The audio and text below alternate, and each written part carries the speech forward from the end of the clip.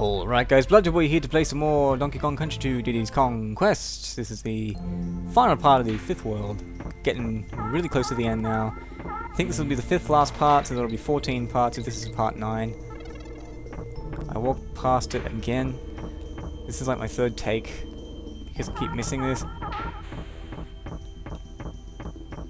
There is a reason I want to go back. Up here. There we go. No. There we go. Right then. So yeah, this will be the 5th last part, and then there are 8 more levels after this, including boss fights. 6 levels in the Lost World, and 1 regular level after this, the batch that'll be in this video, and then 2 boss fights. So 8 more levels split into 4 different videos because they're tricky levels. And that'll be the end. I was hoping to have this done so long ago, but you know, shit happens. I've been reading a lot of like gender equality stuff lately, and I've wanted to talk about that for a while. I think I mentioned it in the last video that I had commentary done on gender issues, and then the gameplay. Oh my god, the gameplay wasn't very good, so I trashed it.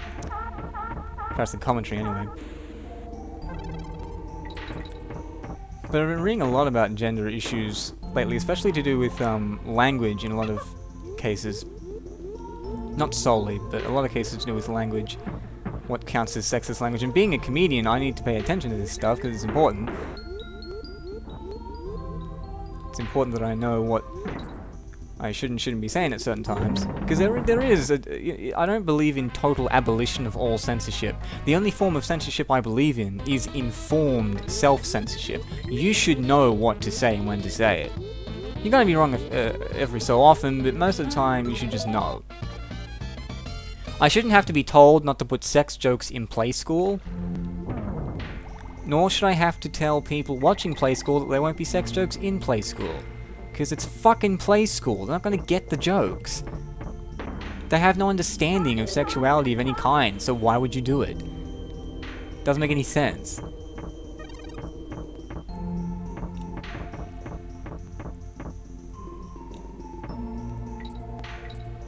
But, one thing that really gets my back up is all this talk about... Oh god. No. Oh.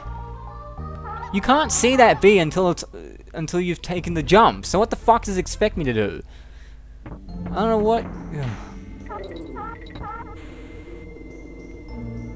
That'd be interesting to see how many times during this LP I have blamed the game rather than my own skill when I've practiced the game and hence know what it's going to throw at me.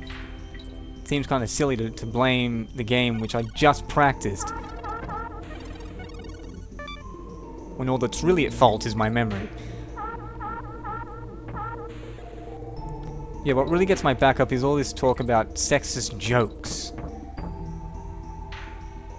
And there was a lot of talk about Seth MacFarlane, who did the Oscars this year, who did supposedly sexist jokes, and from what I read, and from what I listened to, a lot of it was satirical. As in, it wasn't taking the piss out of women, it was taking the piss out of men's stance on women.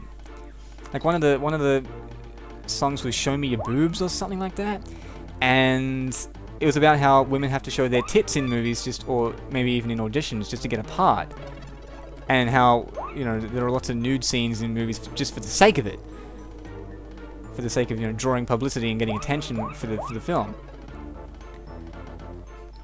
To me, you got to listen to the actual song before you make a judgment, which I haven't, so I could be very wrong here.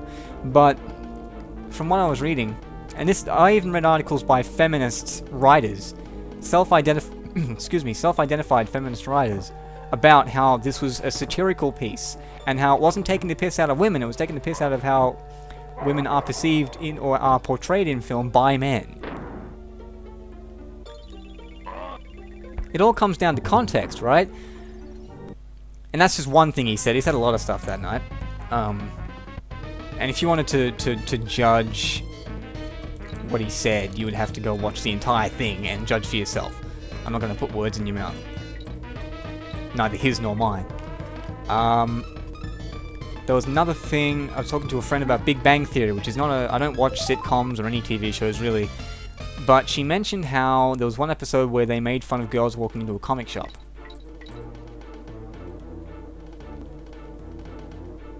And how, you know, when she walked into the comic shop, all the guys stared at them. I watched the part of the episode she was talking about, and that did happen. All the guys did stare at the girls when they entered this comic book store. But the owner of the comic book store, who was a dude, immediately came out and said, "Please stop doing that."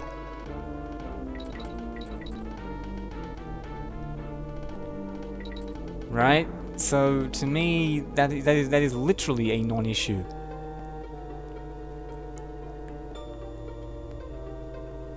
And again, you'd have to watch the entire episode to see how it plays out, judge the entire thing.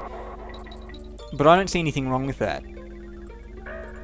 That's the thing with these politically correct people. They're very hypersensitive, and they will interpret anything through their own filter. They have this inability to take off the PC filter. It's like glued on to their little, to their eyeballs, and they can't remove it. They can't see anything from any perspective other than we should never hurt anyone's feelings ever.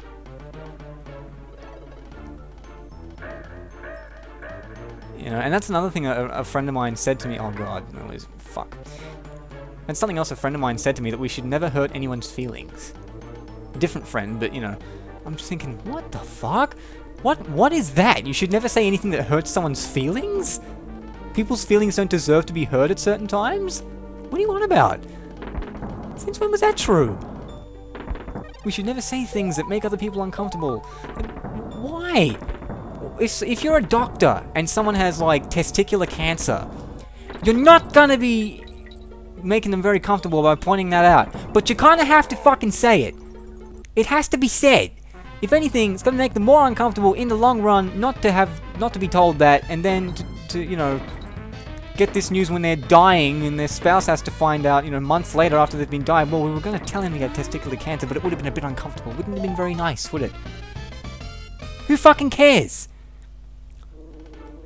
Since when was communication about being nice? When did this start? For me, communication is about accuracy and authenticity. You should say exactly what you want to say, exactly how you want to say it. And people should judge you from there. If you say something that pisses people off for like a decent reason, then, you know, they have every right to go after you for it. But, you know, until then, make no judgments as to what my words mean. It's nonsense. Oh, shit. It really is.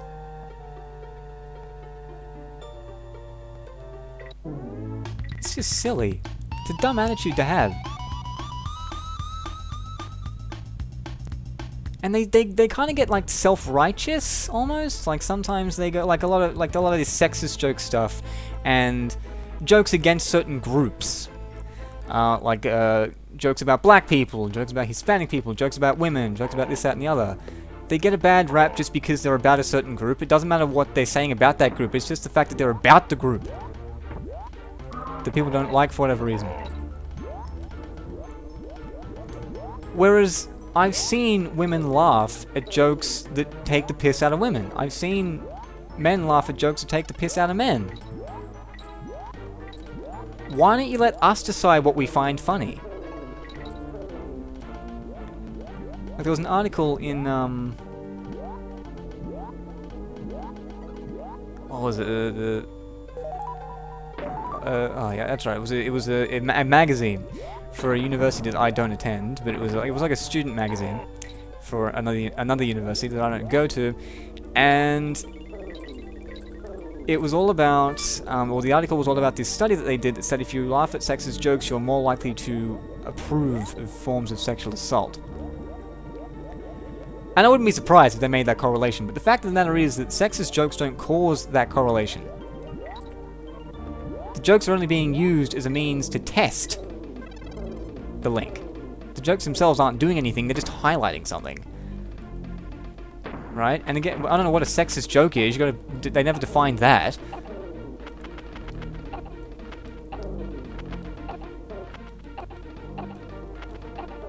And at the bottom, they had this thing that said, it's like a parody of a typical joke. How many feminists does it take to change a light bulb? And they had question, how many feminists does it take to change a light bulb? Answer, that's not funny. Well, who are you to determine what is and is not funny? Humor is subjective and laughter is a reaction. We don't get to decide what's funny and what's not funny. That's not how it works. You seen people laughing and then they cover their mouths?